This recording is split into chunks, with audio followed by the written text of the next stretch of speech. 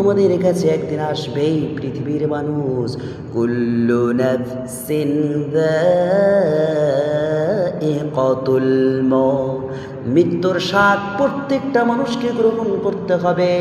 মৃত্যু সকল মানুষের কাছে আসবে, কেউ পালায়ন করতে পারবে না, কেউ এর থেকে ছাড় পাবে না।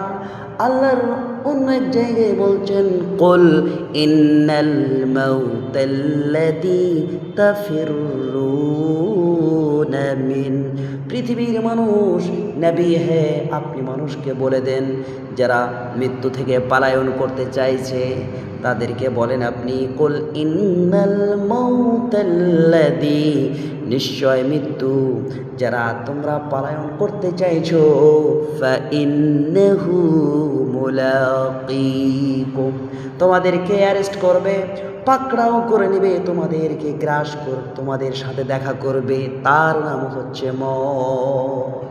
পৃথিবীর মানুষকে বলে দাও, সে যে কোনো জায়গাতে থাকুক না কেন না, মৃত্যু চলে যাবে। হাটে থাকুক, মাঠে থাকুক, বাড়িতে থাকুক, শহরে থাকুক, বাজারে থাকুক, যেখানে থাকুক না কেন না, আইনামা তাকুনু ইউদরিকুকুমুল